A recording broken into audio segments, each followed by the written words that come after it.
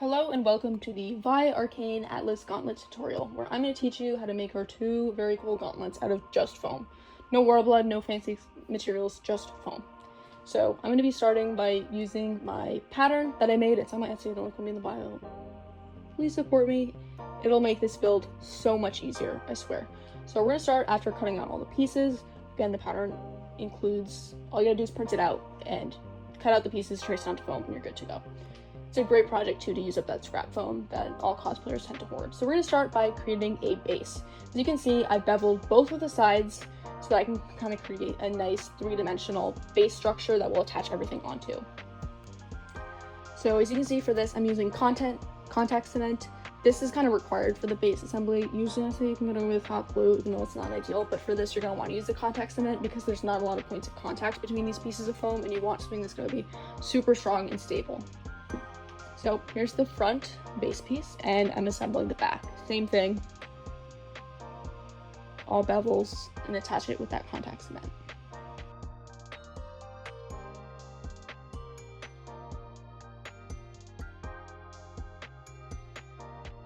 Perfect, so now to attach the front piece we just made to the back piece we also just made, we're gonna need this nice little side piece. The side piece is not beveled, and it's just gonna be used to attach the two.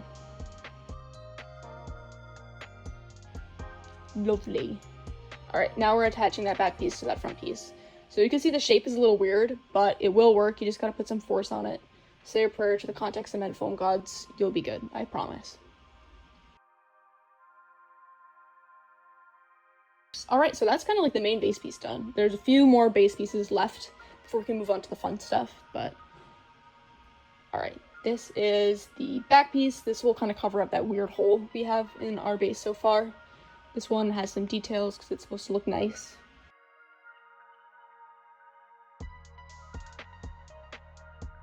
So adding those details. Most of the details are done in 2mm foam. Again, if you purchase the pattern from my store, I have a guide that shows the exact size foam I used for every single piece in the whole build.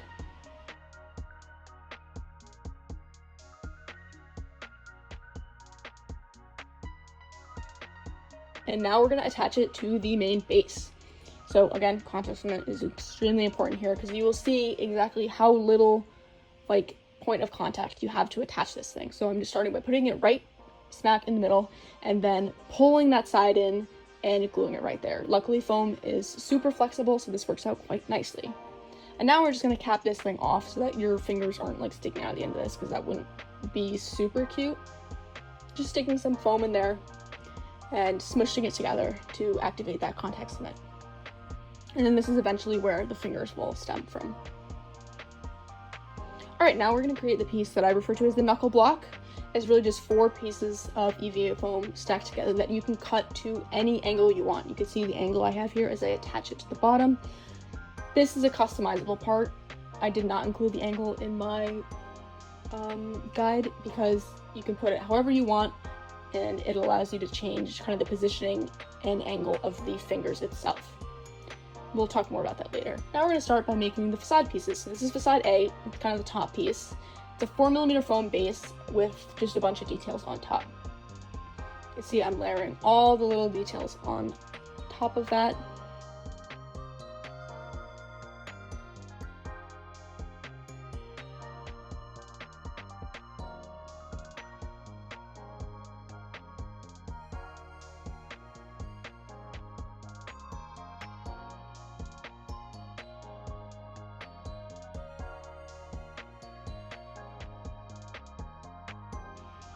Amazing. Okay, now we're on to facade B.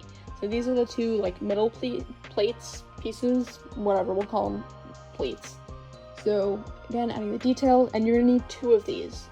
And they are symmetrical pieces. You're gonna have to take the pattern from the first piece and you're gonna have to flip it to mirror it and create the other side. Very important. All right, and this is C. This is kind of like the little gear clock gauge thing in the center of it. These pieces I'll Dremeled first to get that nice kind of beveled shape. If you're really good with a craft knife, X-Acto knife, you can get away without dremeling it. I am unfortunately not that precise with my cutting, so I have to clean up a lot of my work with a Dremel. You can see I'm adding these detail pieces. Now we're on to piece D. attaching them, here's another piece that has been heavily dremeled to create that kind of angle.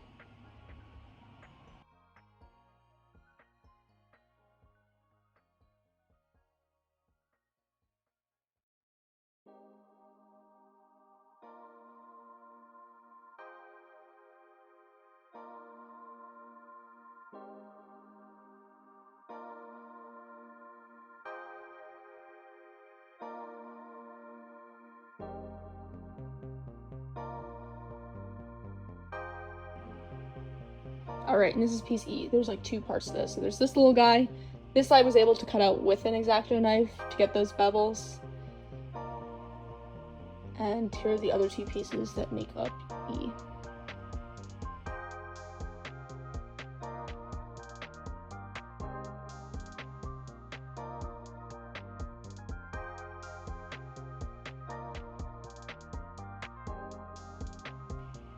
Alright, now we're going to start making some fingers.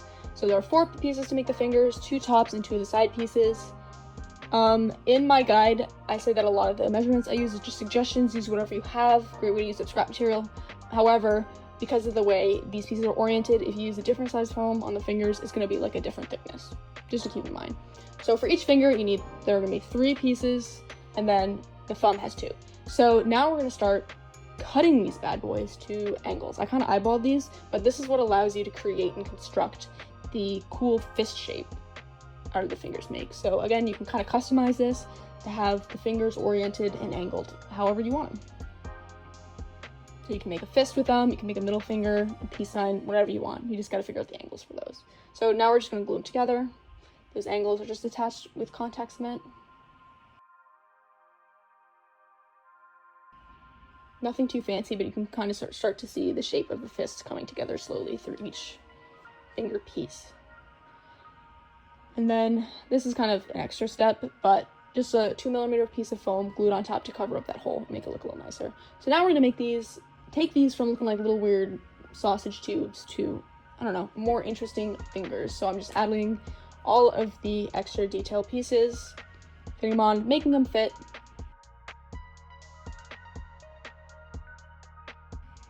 Now it's starting to be more exciting. And here's the same process, but for the thumb.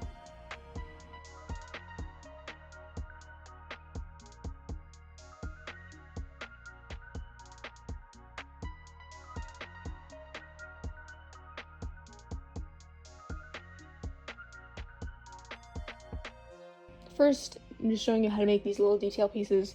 These are kind of extra, but they cover up the blank spaces on the base.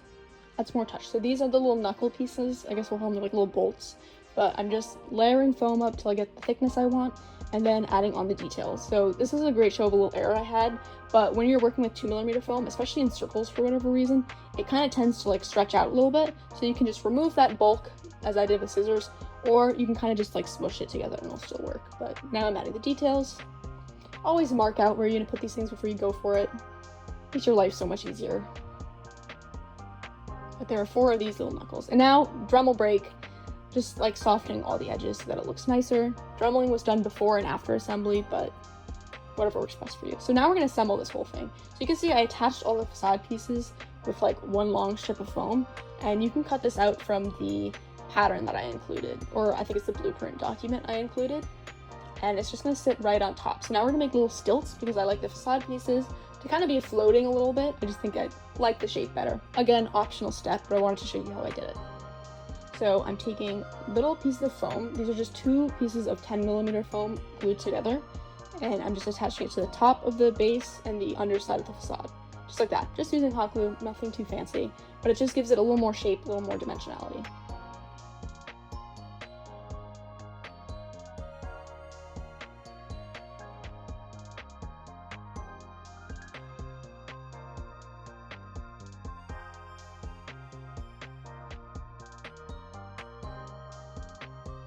Now that that's done, what I'm doing is I'm going through and adding those detail pieces we made earlier. So the little box, this is the little pipe,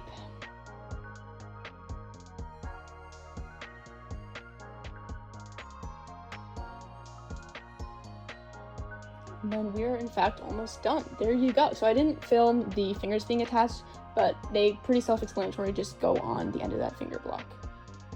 and the same as the knuckles. So yeah, there you go. That's how you make the gauntlet. It's a pretty complicated build. I would not consider this beginner friendly at all, but with enough determination and patience, you can kind of do anything. So go forth and conquer all the arcane props.